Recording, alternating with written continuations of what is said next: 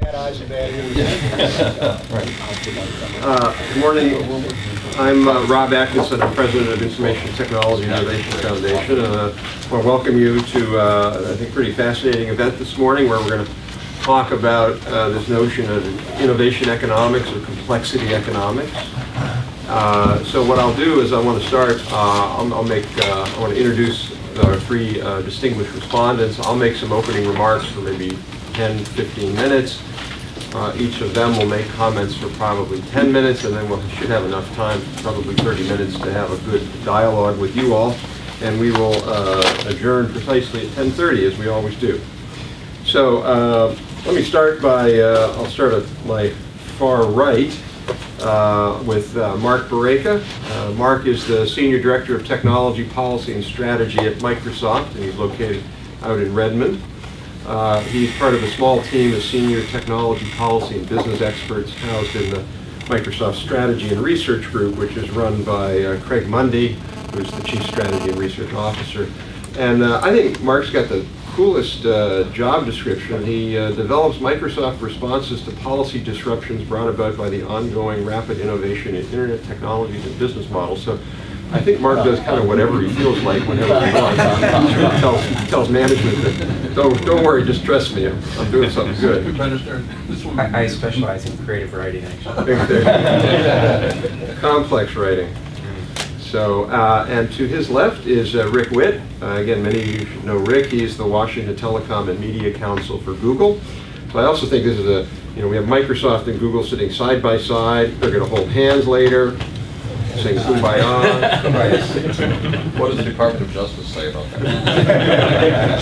Do we want to talk about prices? I signed off on this at the time. Before joining Google in January 2007, Rick had founded and headed a consulting firm called NetEdge. And before that, he worked from '94 to 2006 for MCI Communications. He was vice president for federal law and policy. Both Mark and Rick are also alumni from Georgetown University Law Center. Both have JDs. And immediately to my right is Rob Axtell.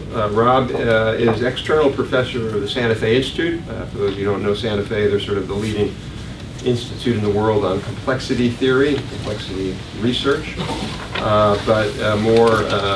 What he does most of the time, he's professor and chair at George Mason University in the Krasnow Institute for Advanced Study, and in a very interesting and new department, the Department of Computational Social Science, where George Mason is really taking the lead on really an invention of a whole new discipline, and Rob is at the center of all of that. So he works at the intersection of economics, behavioral game theory, multi-agent systems, computer science, and his most recent research attempts to emerge a macroeconomy from tens of millions of interacting agents. So he's published in Science Magazine, Proceedings of the National Academy, and a whole slew of other journals.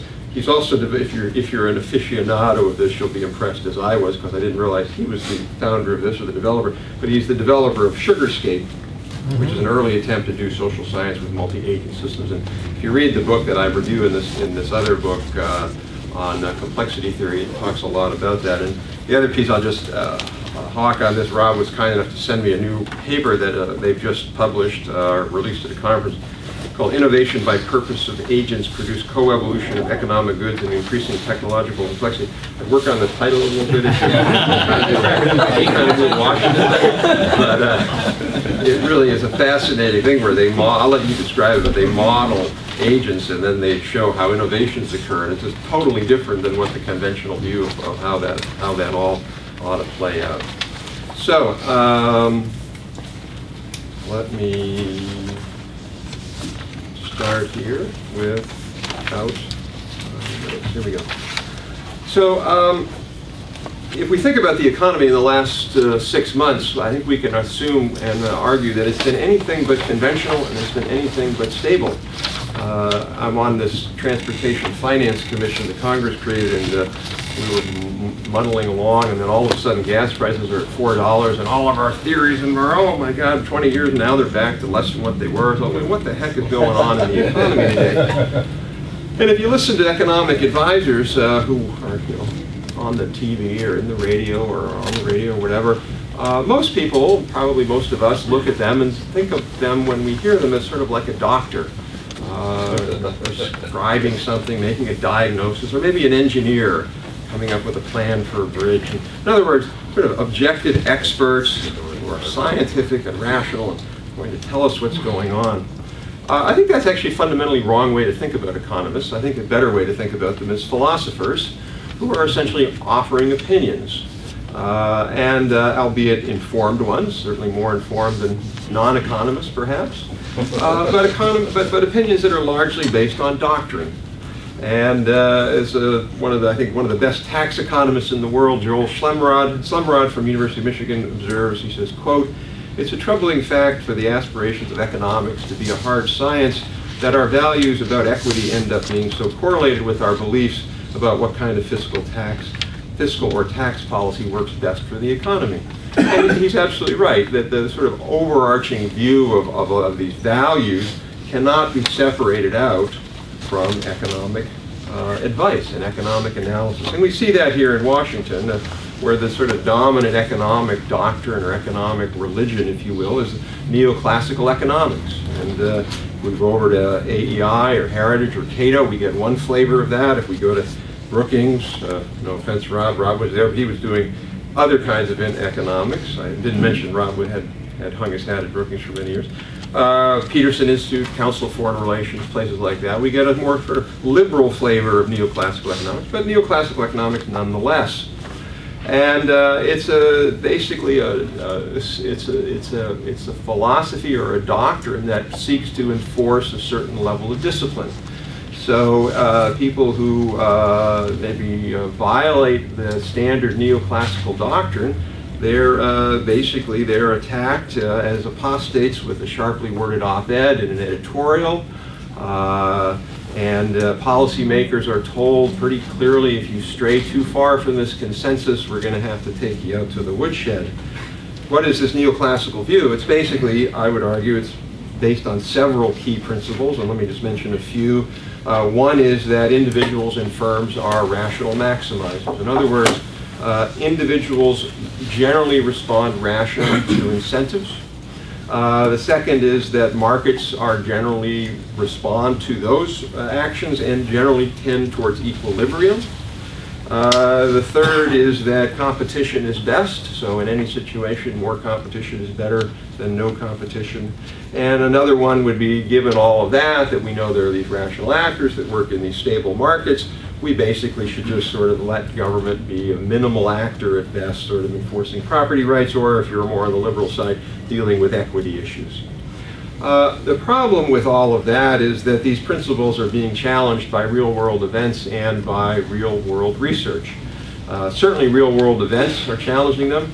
If you believe in equilibrium, then you simply cannot explain the actions of the last 6 months. Those are not states of equilibrium moving to a new state of equilibrium. Those are states of massive disequilibrium that don't make any sense in the current models. They make sense in your models, but they don't make sense in the current models. And what I think is interesting about this other part of it is a lot of this now is being challenged by new research that Rob is doing, and certainly a lot of other folks. And what's interesting, and maybe Rob, you can maybe mention that for a minute or two, a lot of that research is being enabled by advanced computing. And so what you can do on your laptop 20, even 10 years ago took massive computing power to do. And so the ability to just do a better job of figuring out what's really going on using computational power is so much better than it was. And yet neoclassical economics is really based upon a model that didn't, a methodology that didn't have that in it.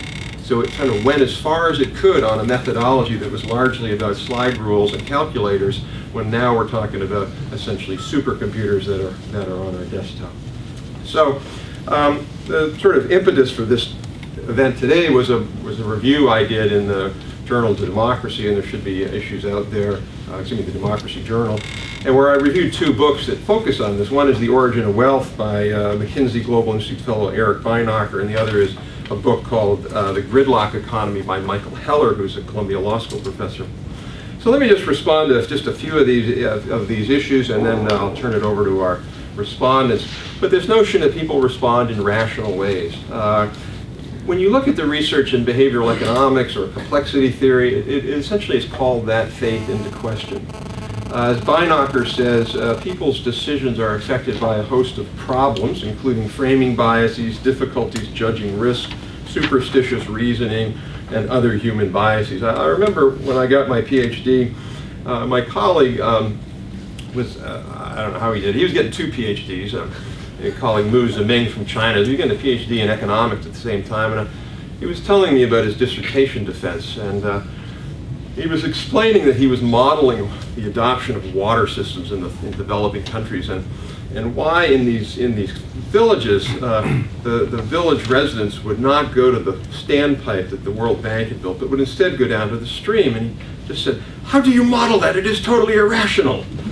Well, that's the real world. In the real world, people do things like that, and sort of rational economic models just simply can't capture that.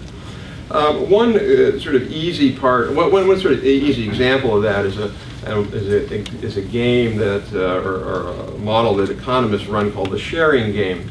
And I don't know if you're all familiar with that, but the idea is there's 2 actors.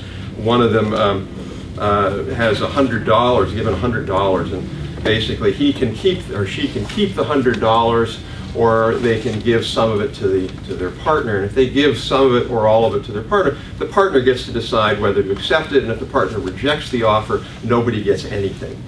Okay? So if I have $100, I want to offer to Rob, "Hey, Rob, I'll give you $1 and I'll keep 99. Rob might say no. In fact, most people say no around, I think it's 40%. So anything under $40, most people reject. Now, if you're an economist, that is totally irrational. You would accept a penny, because you are better off by a penny than you were before. So here I have nothing, I now have a penny. Yay, I've got a penny. In reality, most people don't. The group that actually accepts the lowest amount of money are economists. So I don't know what that means. What it means is that people just simply are irrational. And what's that all about? It's probably something built in genetically, that we survived because we had an altruistic gene, and people who were altruistic and thought about the group survived more. But in any case, that sort of completely violates the neoclassical tenet. A second one is that economies tend toward equilibrium. Well, you know, maybe at some points in time for some commodities, I mean, maybe the wheat industry is towards equilibrium, maybe some of the time. But to say that industries like the technology industry are in equilibrium is just, I think, missing reality.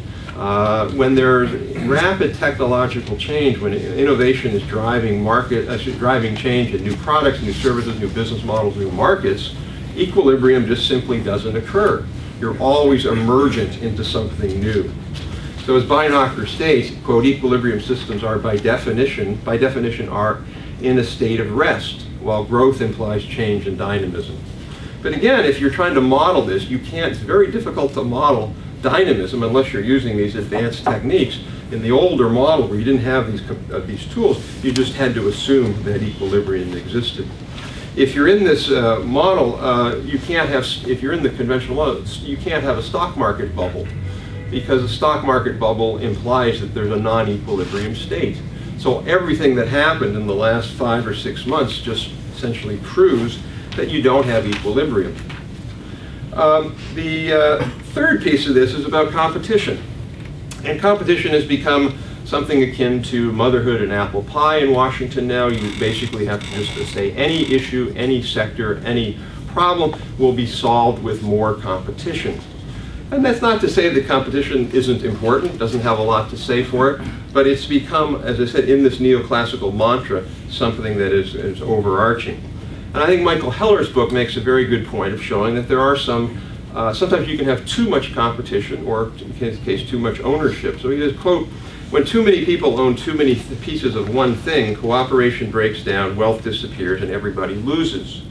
So he calls this gridlock, or the tragedy of the anti-commons. And again, he goes through it partly in real-world examples, but partly in sort of in modeling experiments of actors, where it shows that if you have too much of this, you can't assemble the kinds of things that are needed for innovation. And he uses an example here.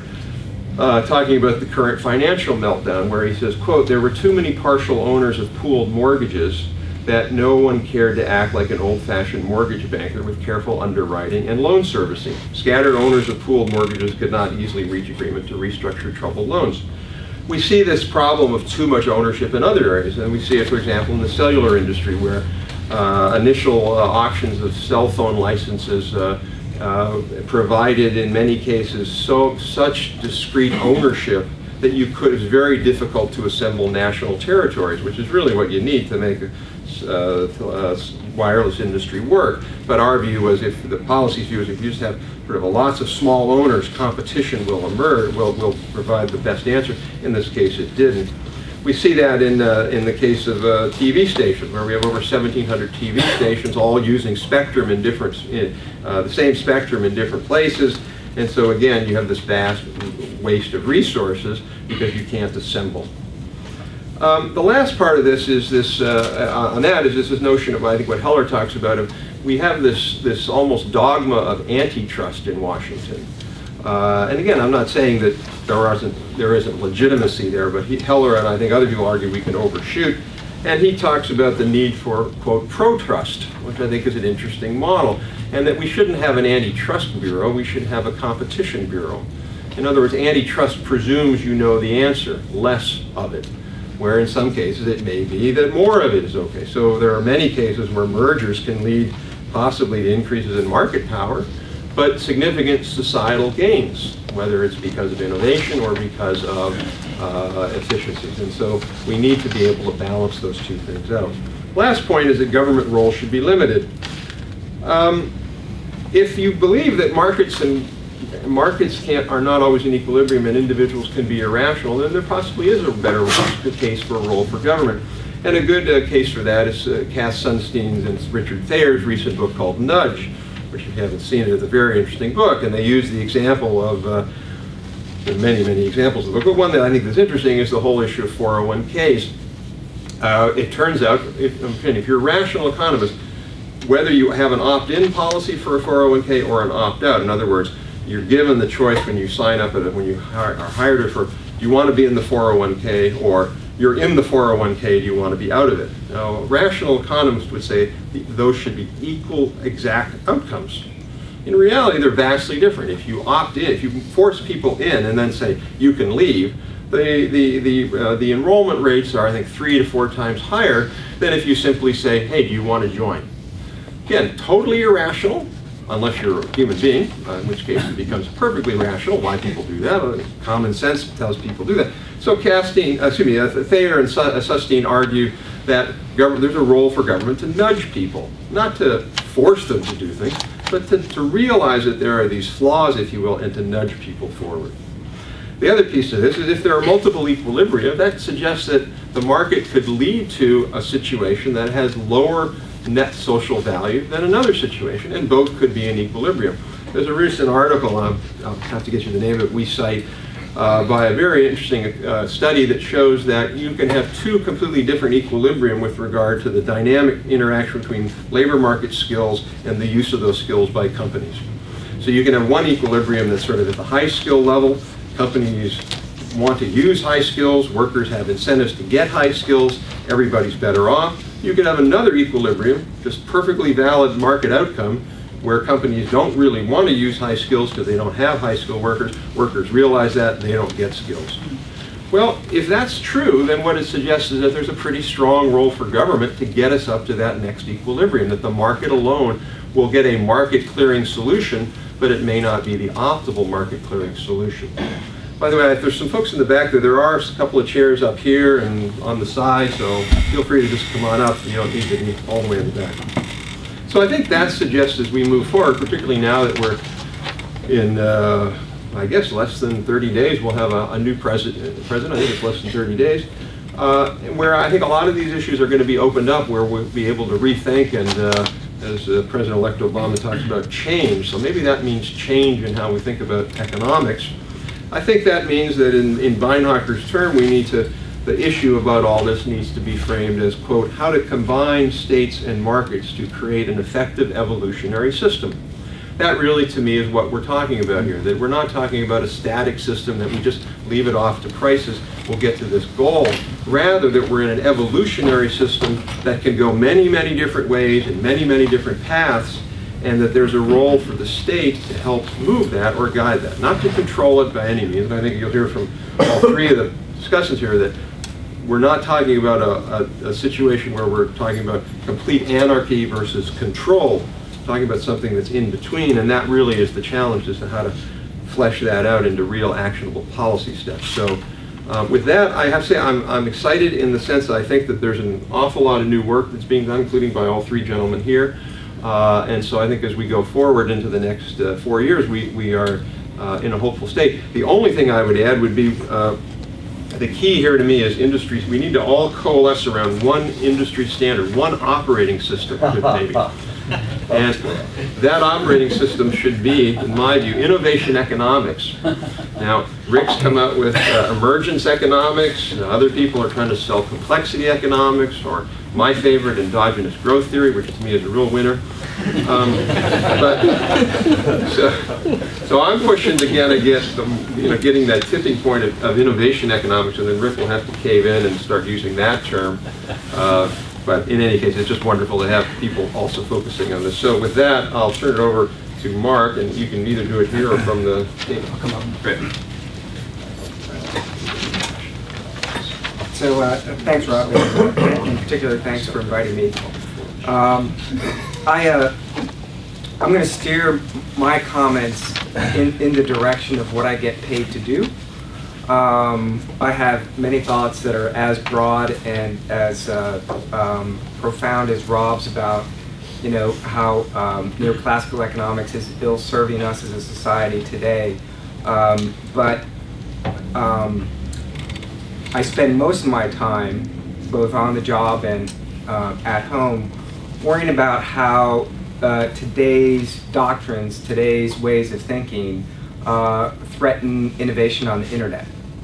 My livelihood is tied to continued growth and innovation on the internet, and so to the extent that current modes of thinking threaten Microsoft and my future at other technology companies, my future is threatened. So I think about, why are these fundamental modes of thinking jeopardizing my personal future? So through the course of just noodling this problem of potential suffocation of the internet, I struck upon a section in Barnes & Noble of what's under the general science category, but is really a category into itself, and that's a series of books on complexity theory. And I have become, over the course of many years now, a student of complexity theory. I wouldn't say that I've reached grad school level in terms of understanding complexity theory, but I'm at least in the junior or senior year of college and could write a short paper on it, which is what I'm in the process of doing. And for anybody unfamiliar with it, I strongly encourage you to at least dabble. And Beinhocker's book, I think, is the best place to start dabbling. It's the most accessible that I've read to people who have kind of a social sciences background. And why Beinhocker's book is so good is because it's both broad and simple in its summary of what our learnings of complexity theory have brought about. And really where complexity theory starts, and I'll let Rob correct me, he's the professor, he's teaching the grad students, but for me in the undergrad level, what complexity theory has taught me is that people are, in a scientific manner, trying to figure out why order emerges. If the world is destined to maximize entropy, why is it that certain things actually come together? Why do cells come together to form organisms? Why do certain organisms then come together to form other organisms?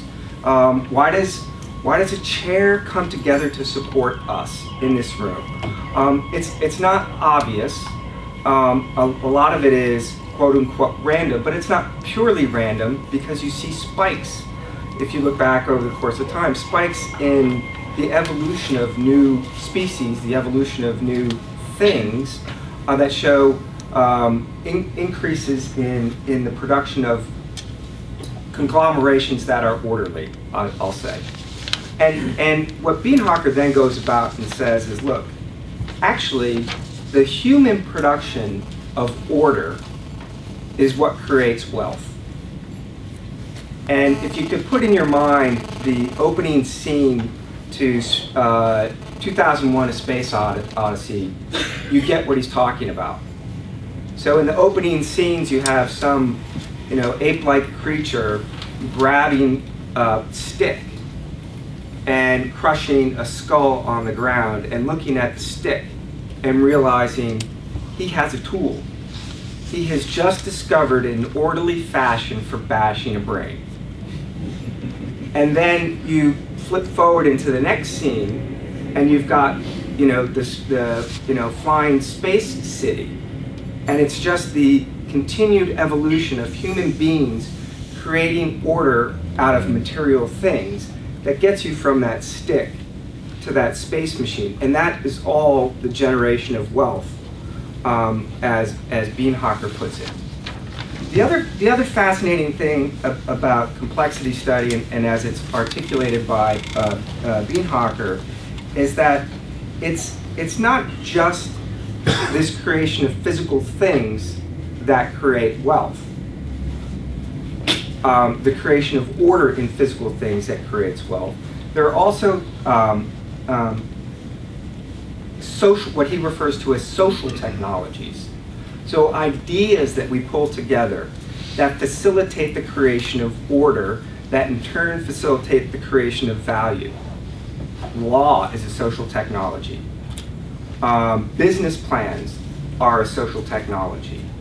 On the flip side, the lack of coherent market structure, the lack of a system of law will frustrate the development of order and frustrate economic development. And so you can see how these simple ideas have a profound way of explaining the phenomenology of the growth of wealth in society, or the growth of wealth in some societies and the lack of growth in other societies. And coming back to one of my earlier comments, another scientifically affirmed phenomena is that this creation of order does occur in bursts.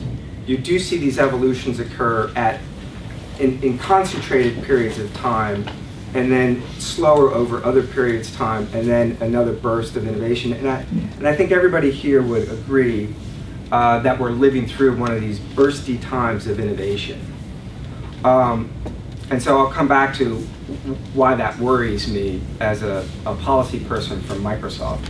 But after I say a couple words about Heller's book. Heller's book is, from my perspective, much more narrow.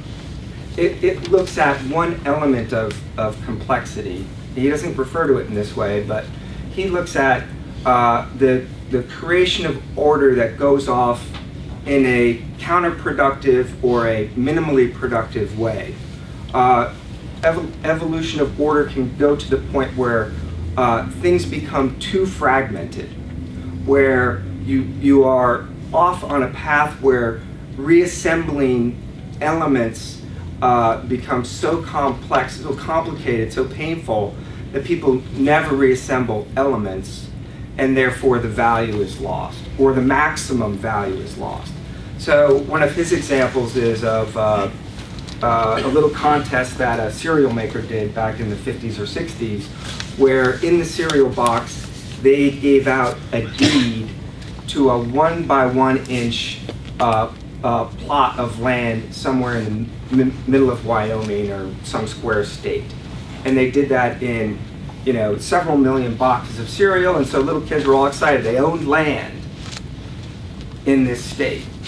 But once the land was subdivided into 1 million 1 inch squares, there was no way to do anything valuable with it.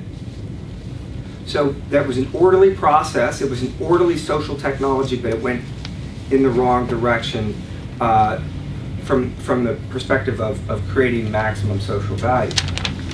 And so like complexity theory, Heller says, some of our social processes work well, and some of them don't. The challenge then is, well, how do we maximize value? How do we get ourselves off paths that are leading towards the loss of value or some other counterproductive outcome? And here's where complexity theory, frankly, comes up a little bit short. Like I said, I've gone to the Barnes & Noble General Science shelf and plucked off every other book on complexity written since 1990 or so. And at the beginning they say, this is a really profound science. It explains everything from the creation of early life organisms to traffic patterns and why we face gridlock on our highways. And at the end of the book, we'll tell you the policy ramifications. And almost book for book, they get to page 350, and they say, in the next chapter, we'll discuss public policy ramifications, and they give you a page. And then they move to the conclusion. So complexity theory literature today is not very satisfying in providing guidance on public policy answers, how to maximize wealth or how to maximize social utility. My personal view is that the Heller book doesn't do much of a better job, because the Heller book is focused on a narrow manifestation of the outcome of a complex adaptive system, the economy with all our physical and social technologies. He's got a few ideas on what to do when there is too much fragmentation, but fragmentation isn't the only problem we face. The problem I face in my job, and I think many of my colleagues also face, those from industry in the room, is what do we do with the fact that we have a fairly entrenched doctrine for how to regulate industries that move data across wires or move data wirelessly.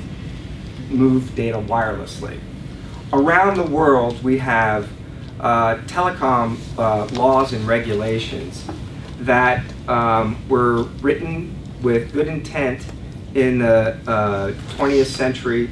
Some of those laws, like our own, have their own roots in the Interstate Commerce Act, which was dealing with canals and railroads. And we in the internet industry are facing a real-world problem, much like the problem of that Rob's referring to, with old doctrines not mapping to the new reality. The old telecom doctrines do not map to the new internet reality. And yet we have policymakers who are stuck in their old way of thinking. We have a social technology. It's called, command and control regulation. We knew how to do it for telephones. We ought to know how to do it for the internet. And this is not some fanciful problem. In the last several years in the United States, where we're the most pro-internet country on the map, we believe, we've seen people look at voice applications on the internet. Something that can provide the lowest conceivable way of connecting people by voice.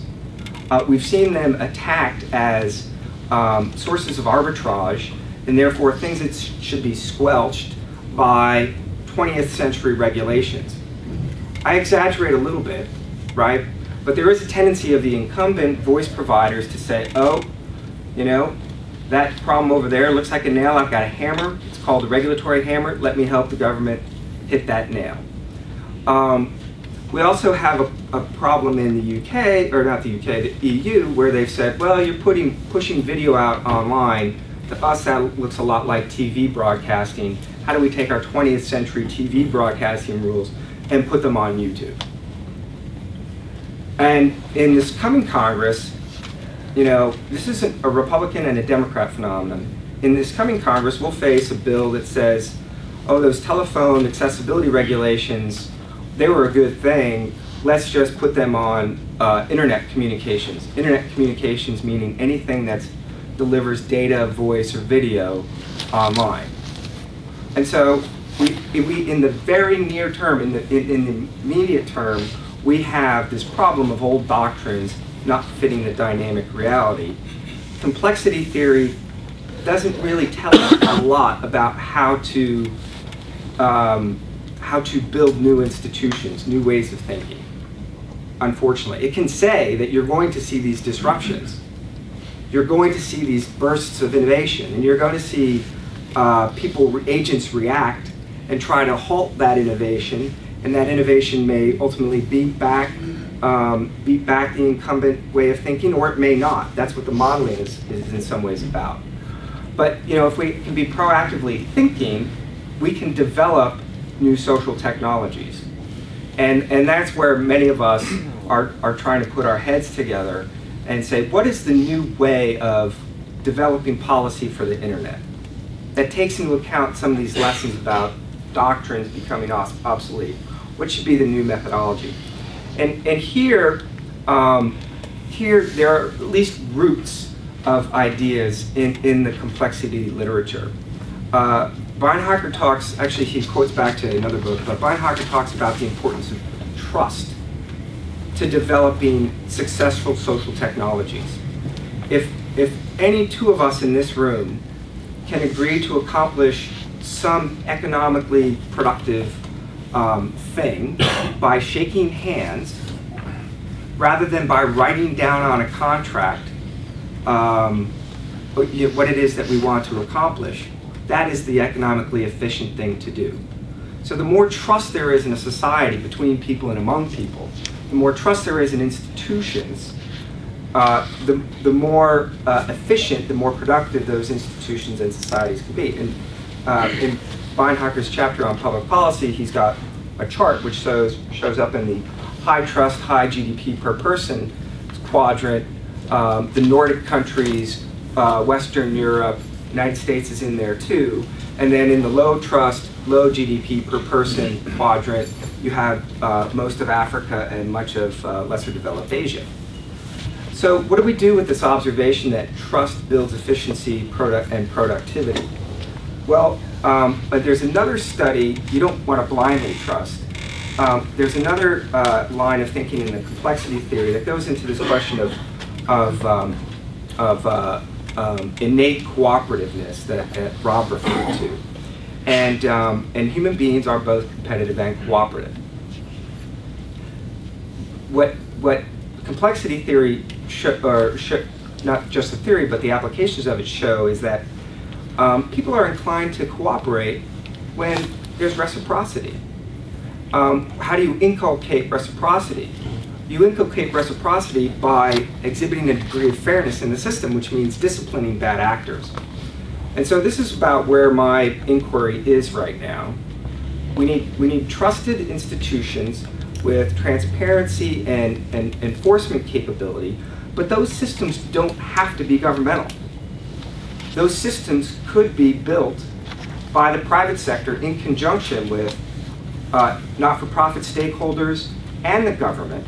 And those systems, because they could be built in conjunction with the private sector, could be much more market-driven, much more attuned to what innovations are occurring in the marketplace. What I think of this as, if I'm looking for a bumper sticker under the banner of innovation economics, it's principles-based policymaking. Innovation economics, principles-based policymaking. Because in this sort of self-regulatory or co-regulatory brew, you wouldn't look for the rule books like the FCC has rule books. You would look for the main principles that consumers expect big companies to follow, and you would look for those principles of enforcement that would get the well-meaning actors to actually behave according to what social expectations are. And that type of process would be fairly adaptive to the dynamic state that we're in right now. So what's the call to action then? I think one of the great things about Heller's book is it points out how much value is lost when there's fragmentation. And you know, I look around this room and I know that many of you, Michael Calabrese is in the back, Ellen Searles from Georgetown is back there too. I know many of us in this room, you know, have some resonance with these ideas. But we, as individual professionals, we fragment ourselves. We go off and we do our day jobs. And so we are not extracting maximum value from our belief in some of these new ways of thinking. And so I think our challenge, you know, especially with the new administration, our challenge is how do we cohere ourselves rather than let ourselves suffer the anti-commons phenomenon of too much fracturing of our own thoughts and enthusiasm for our ideas.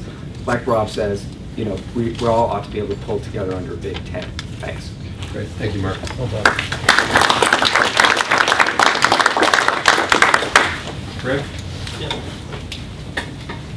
Well, thanks to you, Rob, and thanks to ITIF for hosting the session today. I think it's a fascinating discussion, and hopefully will actually lead to some real progress in the public policy realm in the years ahead here in DC.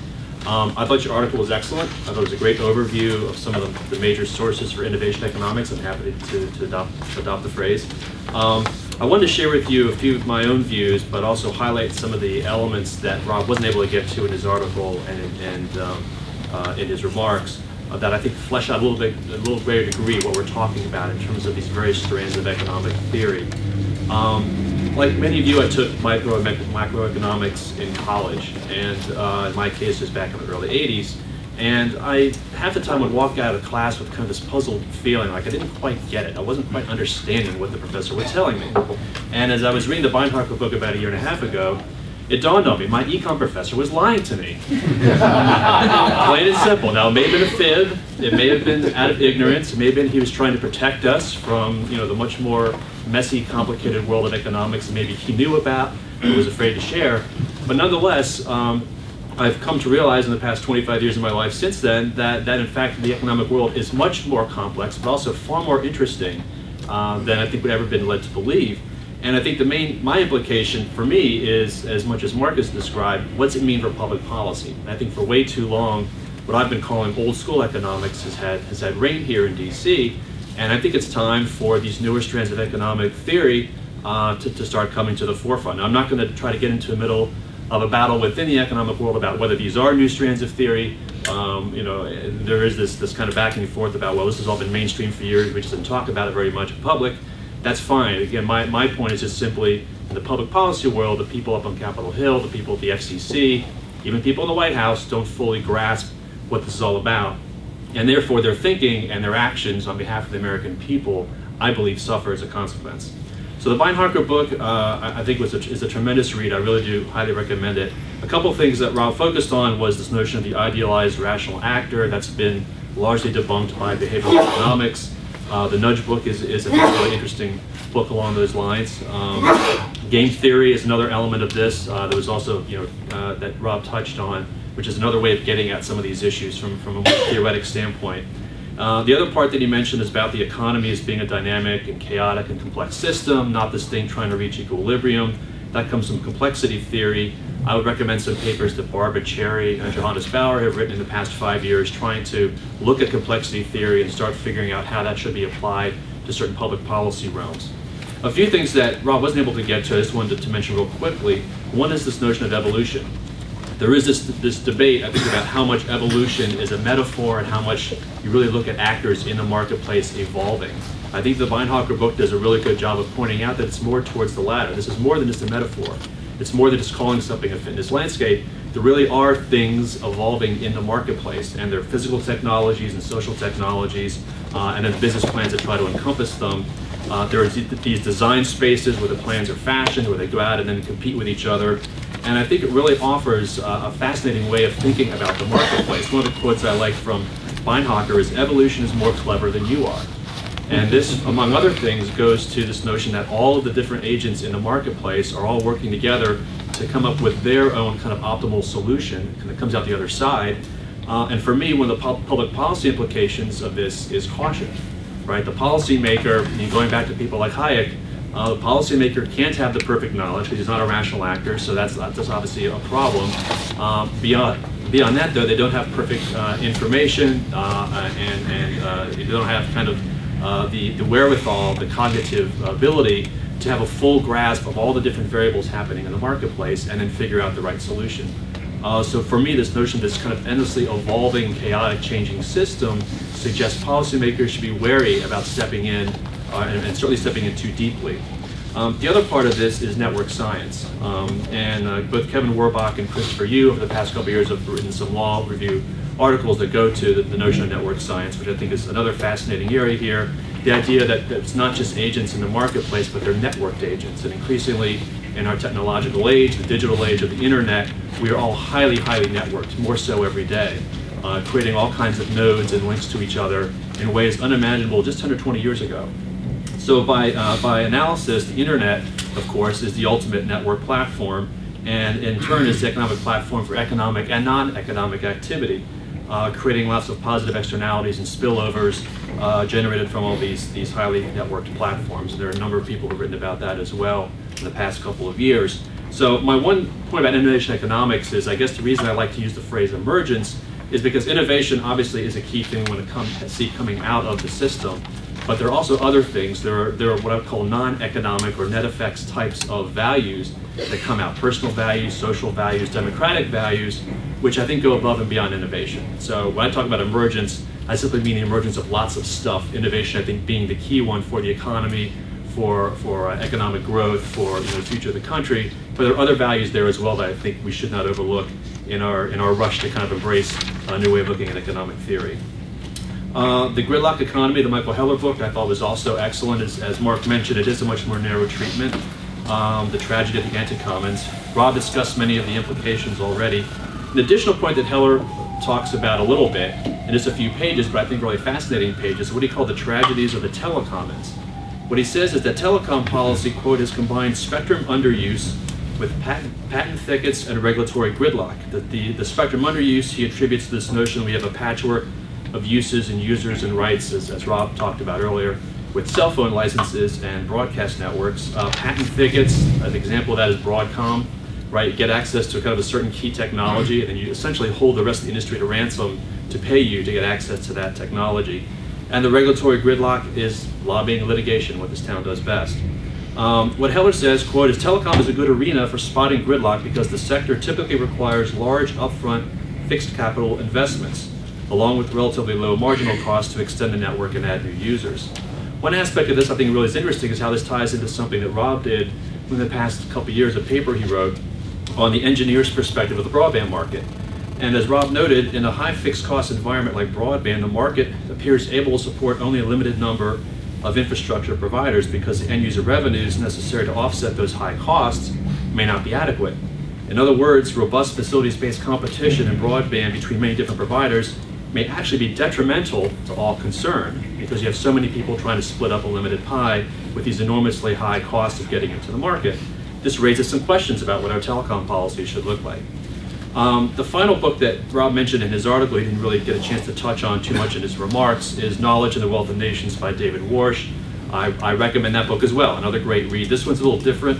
It's more of a narrative about Paul Romer, the economist who kind of came up with some of the original concepts around new growth theory in the late 1980s, and has since become its own separate school within economic theory. The quote I like about him is, technological change lies at the heart of economic growth, and it's all about ideas and innovation, and it's all endogenous, it's not exogenous, as we've been told for many, many years. Just quickly, a few policy implications that I think are worth mentioning here. I have a paper out front called Emergence Economics, which again I'm gladly I will cede to the Innovation Economics moniker. And there I try to pull together a lot of these different strands in a way that tries to make some sense of them in a coherent fashion for a framework for public policy. So I talk about how the economy is in fact a very multifaceted thing. It's emergent, and you can look at Adam Smith's Invisible Hand as an example of emergence. The human economy, Hayek talks a lot about misguided centralized planners, a networked economy, evolving a growing economy, and political. The notion that in fact it is this ever-changing balance between markets and states. Neither one is a platonic perfect thing. and they each need the other very much. And the question is, how do you fashion policies that take that into account? I developed what I call the rough formula for emergence, which is market agents plus networks plus evolution. And you put that all together, and you have some emergent things coming out of it, both positive, and as we're finding out, unfortunately, recently, very negative emergent effects that come out as well. I talk about the public policy design space. There's a second paper I'm working on that talks more about this. The idea here is that for the public policy maker, what you're trying to do is discipline the market behavior of economic agents in ways that lead them to do things they wouldn't otherwise do, or to refrain from doing things you'd rather they not do. My suggested public policy goal for the FCC, for example, is this notion of more good ideas. It ties into Romer and new growth theory that what the commission should want to do is ultimately create a landscape out there where more good ideas are generated from every which direction, and then you allow the market to kind of then do its magic. The suggested objective for doing that is harnessing broadband networks as the optimal platform for online networks like the internet. Institutions, Mark did a great job, I think, of running through why the rules of the game are far more varied than we've been led to believe. It's not to regulate or not to regulate. It's in fact a whole mix of options there between laws, regulations, principles, co-regulation, self-regulation, bully pulpits, codes of conduct standards, and even just plain old norms. And a lot of that is based, as Mark indicated, on trust and transparency and cooperation. And are there ways to employ these different kinds of institutions in ways we haven't thought of before? And then finally, I talked about the adaptive toolkit, which is different conceptual frames and models and tools to think about public policy. For those of you fans of my layers paper from 4 years ago, yes, I bring that back into it a little bit here. Modularity being something that helps us understand how networks actually operate. And finally, just the fitness framework that I suggest briefly in this paper and I expand upon in the next paper. What I try to explain is a little bit like the nudge concept that Thaler and Sunstein also wrote about, and that's this notion of tinkering without tampering or enabling without dictating. How do you try to figure out a way to enable the primary evolutionary forces of market agents to proceed unimpeded, unhampered in the marketplace, differentiating, selecting, and amplifying different business models and technologies. That's the heart of evolution, that's the heart of the market, the thing we should try not to disturb as much as possible, particularly with that market. It's a contestable one where there is either competition or at least the promise or prospect of competition. But on the other hand, there are places where policymakers need to figure out, we've got to create market inputs. We have to figure out what to put into the market and try to generate some of the optimal emergent benefits on the other side. I suggest 4 of them. What I call feeding the algorithm, which is adding additional physical technologies and social technologies and business plans as inputs into the market. The second one is fostering connectivity between market agents, so creating more linkage between those in the marketplace. Third is shaping the landscape, right? You don't want to go in and actually dictate where people go in the landscape, but rather if you shape the landscape itself through things like market-based incentives, then people can kind of find their own way through. And finally is enhancing feedback between the different market players through transparency and accountability measures. With that, I'll stop and take from there. Great, thank you.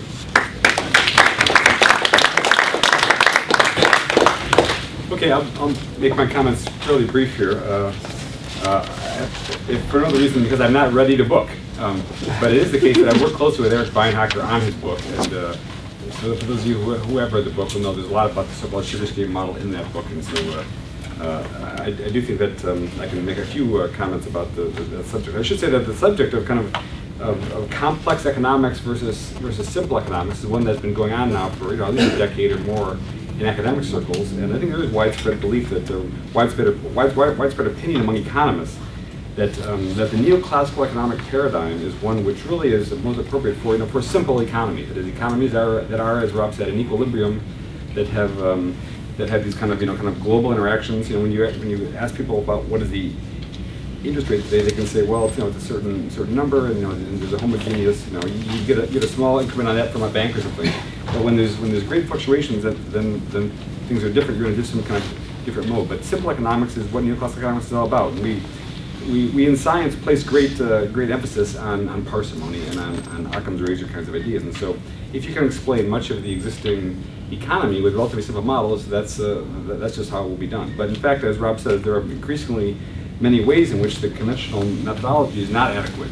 And And that's becoming apparent. Now, it is the case that there's some people in economics who will say that. They'll say, well, we're actually doing all these things. All these ideas that Rob mentioned are being put into the new kinds of theory. But typically what happens is people are willing to take baby steps away from the conventional view, which I'll get to in a minute. I'll discuss in more detail. But there's no real methodology, unfortunately, to take the real steps we need to build comprehensive models that are appropriate for the current economy, short of kind of jettisoning the whole thing which we're given and starting over again, I think. And that's the big rub. Just to say just a few more comments about background before I get into some of the details. Say that there is a kind of funny irony. Rob, in his review, Rob mentions that there is a standard economics at AEI at Brookings around town here. And I should say that as a graduate student, I actually spent about a year at AEI, and so I know a little bit about AEI. And then it turns out, actually, I wrote the Sharian Game model at Brookings. So it's not the case that Brookings is completely unamenable to these kinds of approaches. However, it is the case that it's outside, these new ideas of complex economics are outside the mainstream, and are basically ideas that the current Washington consensus does not really admit to. But I think it's rather for a different reason than maybe what's been said yet, is that because in economics proper, it is the case that that economic theorists really dictate what policymakers do. Or it seems that maybe different to say is that policy economists oftentimes will look to economic theorists for how to model the world, or how to shape policy. And unfortunately, the theorists have not come around to these new worldviews yet, and mostly because they're constrained by the current techniques, which are mostly mathematical. So they're going to solve for equilibrium because it's simply easier to solve for equilibrium. Anyway, so I guess with that as background, I'll just say that very quickly that it seems to me that there are four main pillars on which a new economics needs to be built, should be built, is being built from a conceptual point of view. And those four pillars really are, in kind of in order of importance, I think, are that the real economy is non-equilibrium, and as has been alluded to, events of the past 6 months certainly show that. But even think about before that. Think about a day trader. Think about someone in the financial market. I mean, is that person trading the same stuff over and over again, or is he constantly looking to improve his own lot through purpose of action? He's trying to find the next trade, which is going to make him a few dollars, which is going to beat the guy who's sitting in the cubicle next to him. At the microscopic level, there's constant disequilibrium. So it's very much a non-equilibrium system in the same way that the particles in this room is non-equilibrium, right? They're not stopping their motion when we solve for the temperature. They're in constant motion. They're always running around doing things. It turns out they do have a fixed equilibrium temperature, which is roughly invariant. But and it turns out markets can be roughly invariant at the macroscopic level. But the agent level, at the individual level, there's constant flux in motion. We have no theory of that. In economics, the kind that my colleagues have taken in undergraduate and graduate school, you solve for the equilibrium at the agent level, and that's completely wrong-headed. Because there's obviously constant change around them at the agent level. It could be stationarity at the macroscopic level, but the microscopic level, there's change. We need to have heterogeneous agent models, because all of us are different. We have different portfolios, different asset values, different preferences, different ways of viewing the world. It's spectacular, but conventional macroeconomics today, the way it's done in policy circles, the way it's done even in academia, is you write down the economy as if it's governed by, if it's populated by one consumer and one firm. These are called the representative agents. There's one firm that makes all the stuff, and there's one person who responds to all the incentives. And why do you do that? Well, it's just simpler. It's just no one knows how to do it for two. Say 150 million. Right? The mathematics are too complicated. So we need to have a way to go from go beyond n=1 for macroeconomics. Further thing is bounded rationality. As Rob has alluded to, I won't say much more about it. I was a student of Herbert Simon at Carnegie Mellon, and in fact, the idea that rationality, the idea that people are rational is certainly a vestige just from the idea of, once again, wanting to build simple models. Rational behavior is simpler than the kind of many ways crazy behavior that people really do. Just give another example that Rob did not mention. It's a very concrete example. It's easy to understand. And all of us know that in our retirement accounts we have some penalty for early withdrawal. If people were rational, you wouldn't have to have that, right? I mean, you would save money now for the future. But why is it? Well, I think there's a funny kind of notion way to talk about it. From the point of view, we all think of ourselves as being fairly rational, right? It's other guys who are not rational. But think about it, that we're actually multiple selves. That is, if today I want to save money for my retirement self, there's already my current self and my retirement self. But the reason why I need to have that early withdrawal penalty is basically the current self needs to have this rule in place to keep the intermediate self from raiding that piggy bank for his or her own kind of trip to Aruba or whatever it's going to be, right? So that the distant retirement self can actually have something to retire on. So from this point of view, multiple cells even, the fact that we don't do exponential discounting properly leads us to these pathologies associated with how we do retirement. And it will come as no surprise then, I was recently at a conference on behavioral economics, but come as no surprise that the typical American is retiring, at least this would be before the crash, retiring with something under $25,000 in financial assets. I mean, it's spectacular how badly people do behave, even though we do have these attempts to help them through the process. Just a couple more points. So that I mentioned non-equilibrium economics, heterogeneous agent economics, bounded rationality, and the fourth tenet, as Rick just mentioned, we need to really have kind of a network economics. We need to have people don't interact just with the average person. You interact with people. You have a social network. You have an industrial network. You have networks, and those are important to model those. Until we do that, we won't have a satisfactory economics. Now it turns out that the neoclassical synthesis really does violence to all these facets of reality. The neoclassical model says we have homogeneous agents. I mentioned the one agent who is rational, who is not interacting with people, but actually with just kind of abstractions like prices, and who's in equilibrium. Now, how are we going to possibly relax all those things? It is true that economic theorists say, well, I have some idea about how to relax rationality. Okay, fine. I have some idea how to put a network in there, but he has no idea how to do all those at once. And the only possible way, the only way out of the box that I can think of, and the only way that many of us have been working on for years now is the modern computational tools that we have are in fact the secret key that lets us at least try to do this. So if you want to build a model of the real economy, the only feasible way today, ostensibly, is to do it computationally. And just luckily for us, I mean, we have this manna from heaven, which is called it's called 8 gigabytes on your desk and 3 gigahertz of processor speed and quad cores. I mean, that's incredible what you can do with that technology. And just to give a slight flavor for that, I'll say that so it is a case that today some of us are trying to do macroeconomics with only microeconomic agents. A large number of them. We're trying to do 100 million agents who are interacting computationally. They're boundedly rational and they interact on social networks. So we're trying to do it. It turns out that this is a basic research program. It's something which we hope to get funding. We do have funding for the National Science Foundation. We hope to get more funding, but it's a basic research program. It's something which has many I'll not say enemies, but it has many naysayers because they don't understand it. It is a new way of doing social science, of doing economics, and I think it's something which requires a new name, right? Whether it be innovation economics, complexity economics, emergent macroeconomics is what we're calling it to some extent. I don't really care about the name so much.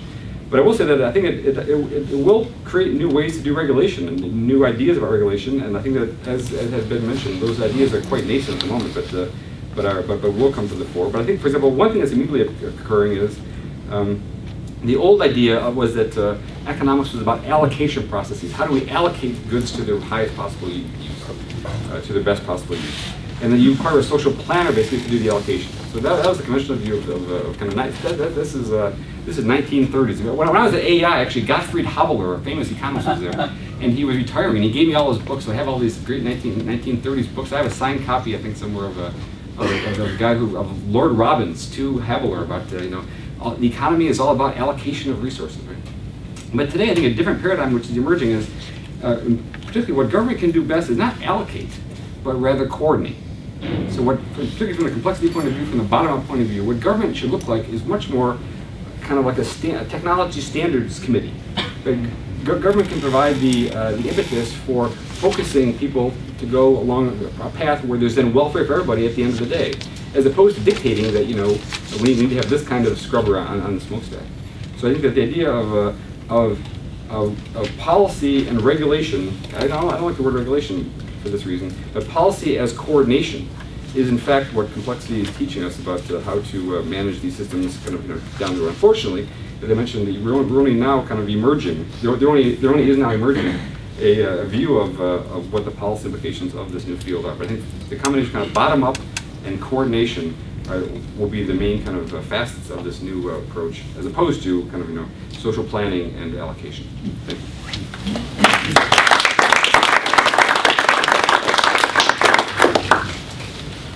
Thank you. I think, given that Rob is a professor at George Mason, and we have David Hart, who's on the ICAD board, he's a professor there too, that I'd encourage you to start a new seminar series on complexity economics, and you can hold it here, and we'll do this every Thursday for the next 6 months. It seems to me a lot of interest. I think we've got a fair amount of time, so why don't we open up for questions, comments. If you could, when you raise your hand, identify yourself first, Bruce. Yes, Bruce on with the American Homeowners Grassroots Alliance. We are a consumer group, and obviously new innovations in products and services yield new challenges. Some of those relate to value systems on issues like privacy that were never faced before.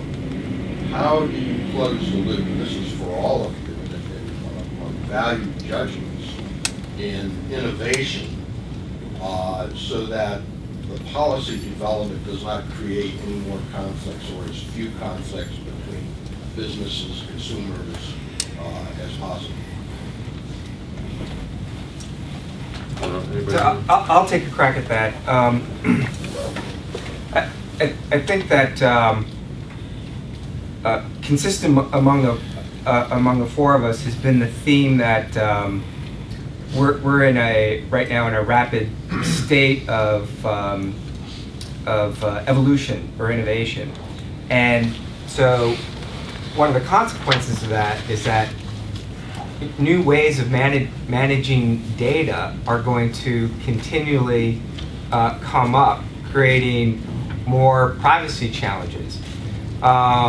You know, whether it's in the context of a consumer or a homeowner, or whether it's privacy as between enterprises, and I think also consistently across the panel, you're hearing, look, you're not going to be able to deal with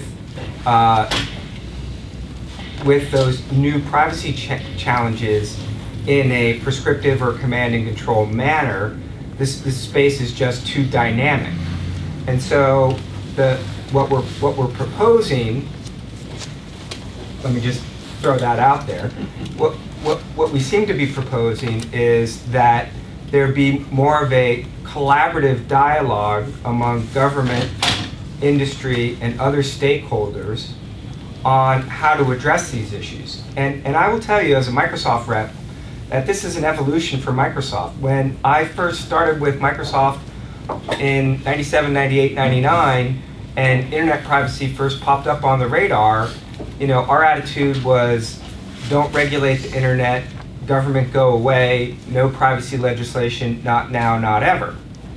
And in the ensuing 8 years, we've evolved and now are advocating that there be some baseline privacy law, but those baseline values have to be articulated at high enough level so they don't impede innovation. And that sounds like a lot of puffery. The real work, I think, lies in making those values real in the context of specific circumstances.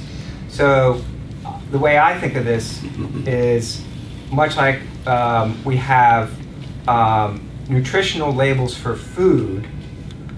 You can think of developing privacy labels for certain types of transactions, much simpler for consumers to understand than privacy policies written today.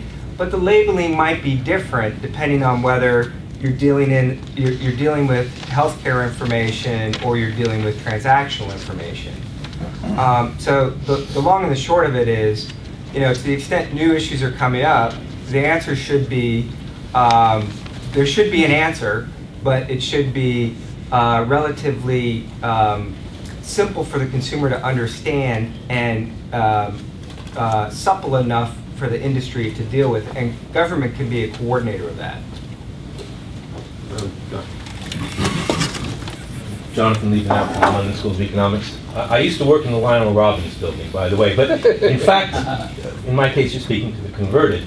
And as someone who's well entrenched and indeed a contributor to this literature, I've been concerned with the new economic team that President-elect Obama has gathered together, impressed by some fundamental qualities of it, but unimpressed by the pedigree of people who come from, indeed, the kind of economics approach which we're now trying to see our way beyond.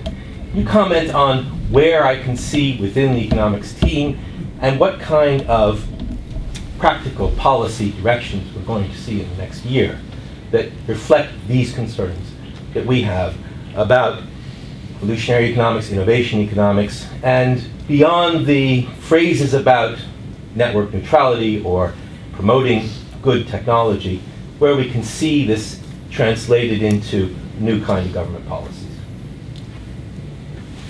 I mean, I'm happy to jump into that one if you all would like. You got here, but, project force. Let me see how to say this. I mean, I'm a little, anyway, because I'm helping them a little bit on some of the stuff, but I agree, Jonathan. I'm a little, one could argue here the glass is half full or half empty.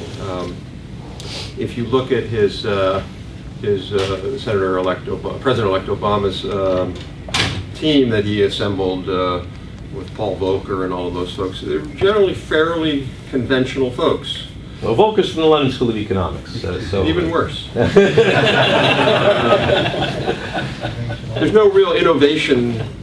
There's not much in sort of innovation presence there. And then if you look at, I think, some of the appointments, they tend to be in the what I call in this paper that's out there, the economic doctrines. They tend to be in the Rubinomics camp. That's pretty much where we're now. To be sort of fair, I guess, about it is, it's hard to, the farm team for the innovation economics camp is a much smaller farm team, so it's hard to pick people, especially if you want to pick really well-known people. So I think that's one of the risks, and I would hope that as they go forward that they would bring in more people to the economics team that have this sort of orientation. That's point number one. Point number two is, I've talked to some of those folks in the past, and I have to say, recent past, and I have to say their thinking appears to have evolved over what it was, say, when they were in the Clinton administration. And so one could be putting a good spin on it here. One could be hopeful that they are more open to these ideas than they say might have been 10 years ago. Well, if I can just have a short answer. They've evolved because they've seen the failures of their economic policies, but they have not apparently evolved in the sense that they've grasped new conceptual approaches to make new kinds of policies. So I think they've adopted a bit of humility, perhaps, in the cases of a few, but not, but not shown us that they can deal with these other concepts in a more tangible way and build consistent policies from there. If they went and took the test, and I'm sure all of them have, the online test that we have on innovationeconomics.org. I think the President-elect had that as a requirement for any economic position.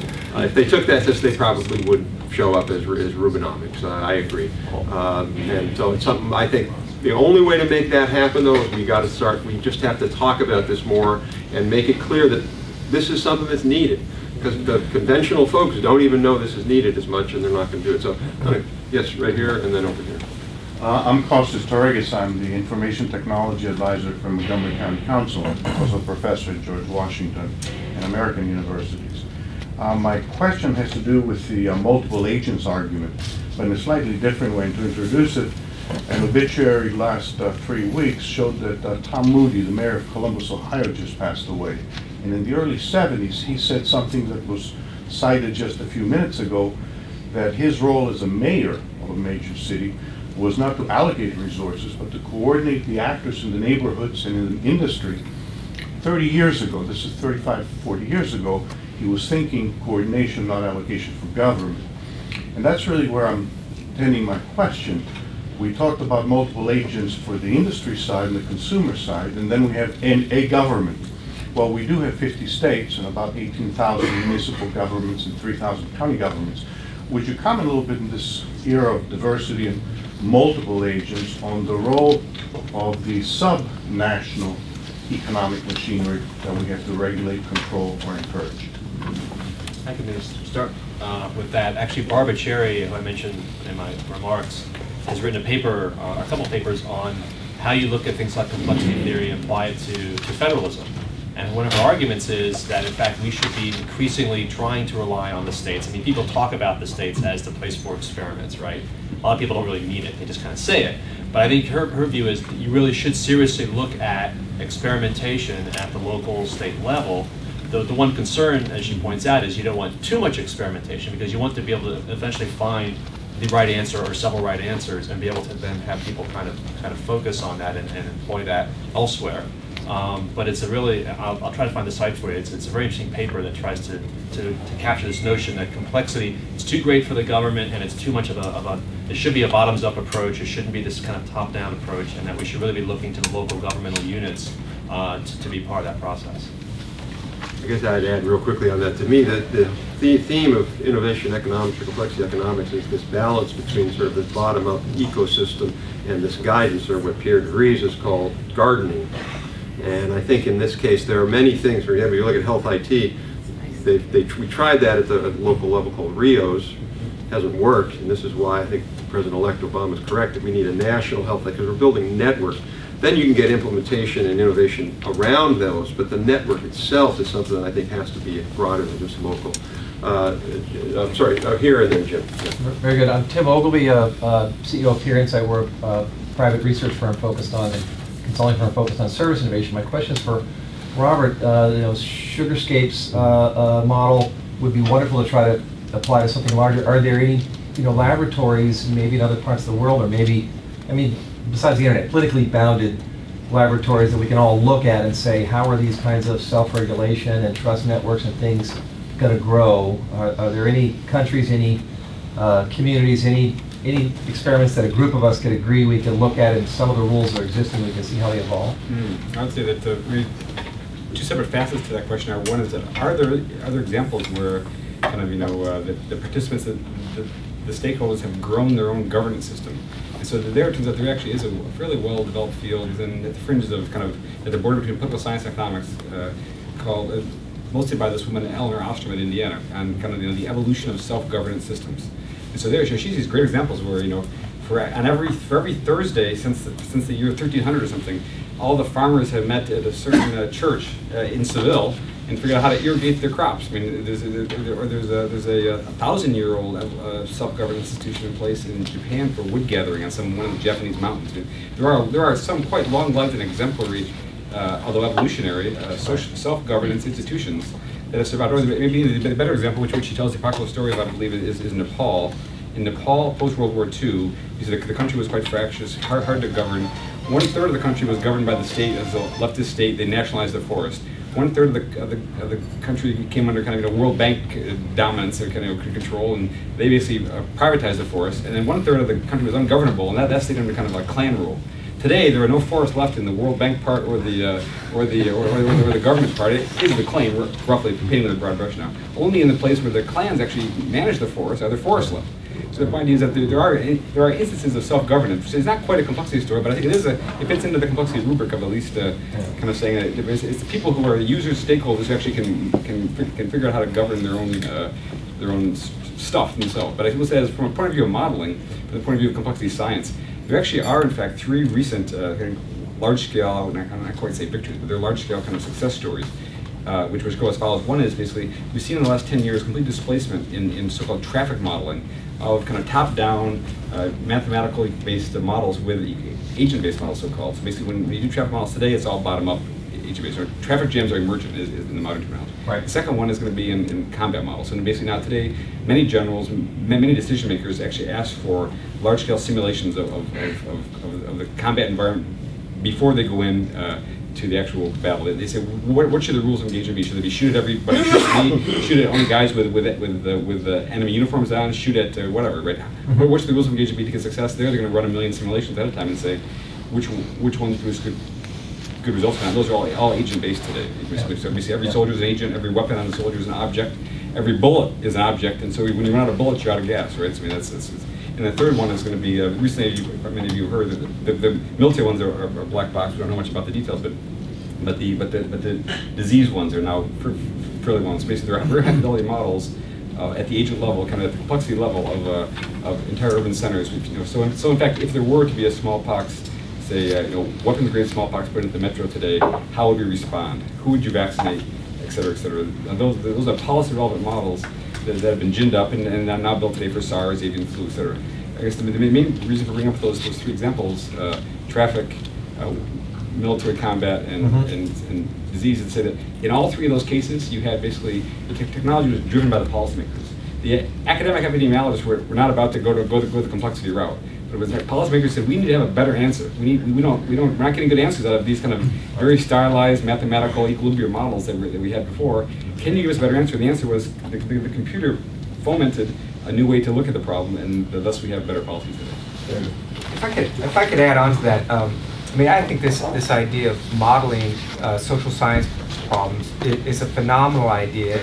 It's relatively new, and I think as an advocate in the internet space, it offers a better path to a discussion around policy prescriptions or policy recommendations than frankly the finger in the air or the regulatory and lobbying scrums that we go through nowadays, either on the Hill or at the FCC. Or the graybeard is a third option. Which? Graybeards. Yeah, go to the graybeard. The graybeard knows. But there's got to be a bottom-up advocacy and push for doing this type of simulation, and probably within the lobbying environment in DC, the maximum number of people that are thinking about it in this way is equal to the number of people in this room today. Right here. Jim DeLong from the Convergence Law Institute. Rob, I have a question for you off of the earlier comment. You're trying to give me a hard time here. I am, yes. Actually, my understanding of the current economic team is they're just totally focused on the macro environment and on avoiding a depression, and their major concern is Keynesian liquidity traps.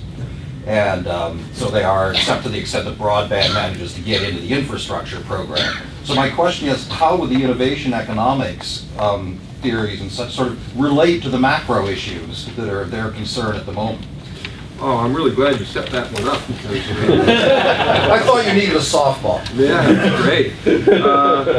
I think it's one of those things where the conventional people tend to think conventionally about stimulus. And so stimulus should be, extending UI or aid to states or a check to people or maybe roads. I'm not saying any of those or all of those are not good ideas, but what has been a little harder to get into that debate, although I give the administration a lot of credit, because I think they're taking this quite seriously, is the notion of digital infrastructure, which to me is how you would sort of meld those two things. When we had the last real downturn with '92, and President Clinton tried to put a stimulus package together, there was no digital component to it because there was no digital economy. Today we have that, and if you think, we've got a new report we'll be releasing after the first of the year where we're doing a jobs estimate of if we had a digital infrastructure stimulus package that would look at broadband, health IT, and green grid. Where do we get, what kind of jobs do we get out of it? One of the points we make in that piece is that those infrastructures have what we call network multiplier effects. So you don't just have direct, indirect, and induced. You have this network multiplier, which in other words mean if you build a new road or a better road, which I'm all for, people don't go out and buy a new set of tires, or they don't go out and buy a sports car. They use the same car they have because you just get to work a little faster. If you go out and you build a health IT network, consumers may go and buy webcams so they can talk to their doctors, or they may now get on to our competing health IT things, Microsoft Health Vault or Google, what's yours? Vault Health. Yeah. Whatever. Yeah. Or a whole slew of other innovations and applications that are ready to get going but can't go because the network is not mature. So I do think that there's some real opportunity there. And again, I give the administration elect a lot of credit because they're looking very, very seriously at these questions. Actually, I promised here, and then we'll. Hi, my name is Andy Parrish. I work with the U.S. Department of Commerce. I'm kind of having trouble understanding, or actually, probably a better way to put it. I think neoclassical economics does a really good job of modeling a very simplified world. the problem is the world is more complex. And so basically what you're doing is just putting flesh on bones. But I actually having a hard time figuring out why this actually changes the ability of policies to actually direct innovation, because incumbent firms have a huge incentive to block innovative firms from pulling them out of the market. And I don't see what having flesh on bones does, because basically the incumbent firm is going to only put as much flesh or allow as much flesh on the policy bones or on the models being used to develop it as will protect their market. At least I'm just having a hard time seeing where this actually draws further forward in policy decisions. So Rob and I touched on this question when he and I had breakfast this morning, and I think to get to your question, you have to sort of up-level your where you're analyzing it. Basically, what you're articulating is a norm in U.S. society that incumbent stakeholders are able to capture regulators and therefore control the innovation space. That doesn't have to be the norm. It doesn't have to be the norm that that's a social technology on Bonhoeffer's taxonomy, that incumbents get to capture regulators. That doesn't happen in all places. I have been fortunate enough to spend some time over in the UK over the last several months, and that regulator, Ofcom, they don't feel captured in the least. Or in comparison to the FCC, let me say, I saw you wince, they don't feel captured.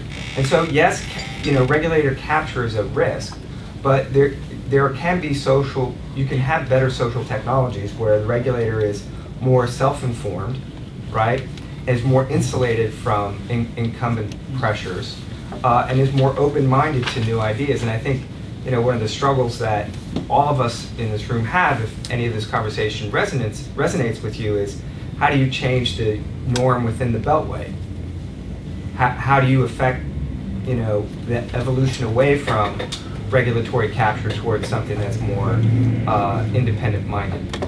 And then just add one quick thing there on I think part of the problem also is that we've had the neoclassical school, what I call the old school economics, has largely served the interests of incumbents. So you've had inside the Beltway policymakers and the larger market players all kind of marching in lockstep, leave it to the market, leave it to the market.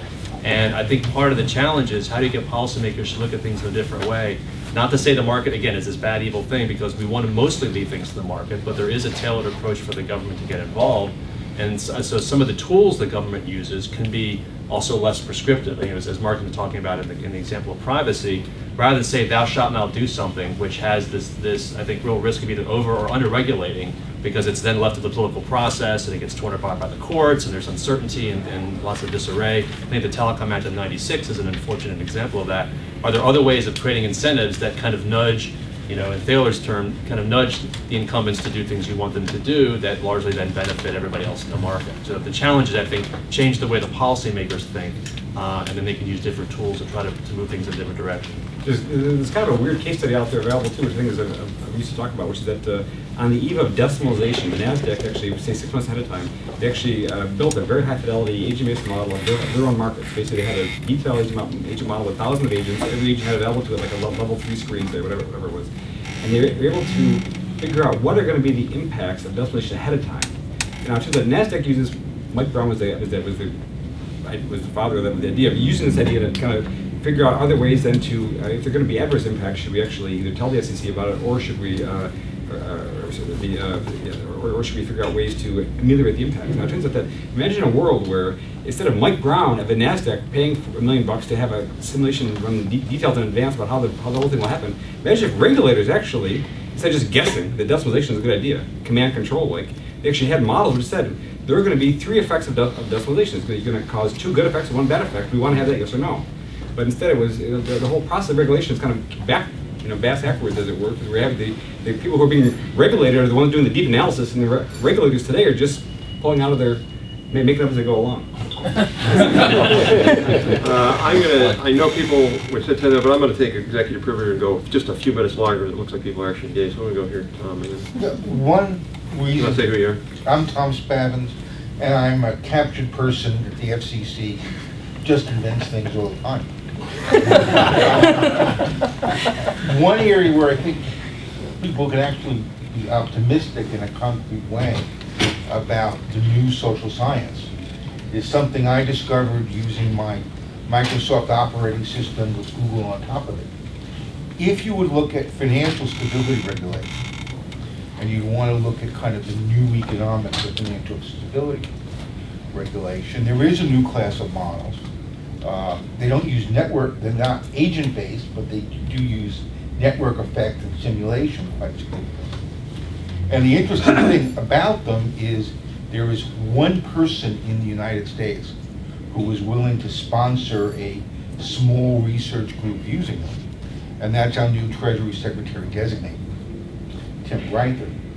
And the other interesting thing is if you look at the Bank of England, where a man named Nigel Jenkinson, an LSE graduate, As is the president. also using these new techniques, you got incredibly robust, good analysis that actually went to policy, particularly the European solution on recapitalizing the banks relatively quickly. That's the good news. The bad news is there's no evidence that anybody in Washington outside of the New York Fed was aware of it 6 months ago. But you can use these. We go here and then we'll stop. I apologize, I'm a little bit outside the system.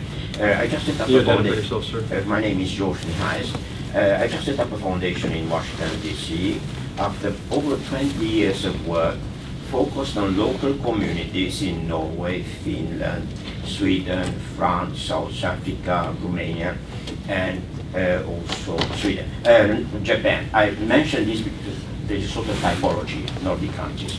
My question is, after gathering facts, setting up the dozen of companies with Hitachi or others, my question is there, we are very weak in theory. We have some principles, some facts. Being born in Romania, doing it in France, we try to make life easier for Putin.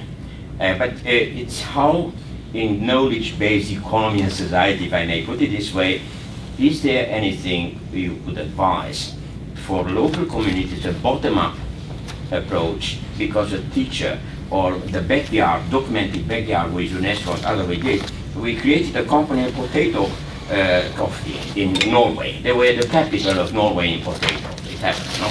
So the question how, is there any theory, any approach, any advice you could give us? Because we put everything now in this foundation and we like to disseminate this. I hope it makes sense for the very high theoretical academic world. So I think you're asking the fundamental question about how do you stimulate economic development in lesser developed areas. I think that's a very complicated question. If you go back to Beinhocker's view of how wealth is created when people bring order to a situation. They create some bundle that people place value on. And so what can an individual in a small market do to differentiate himself or herself, or what can a firm in a small market do to differentiate?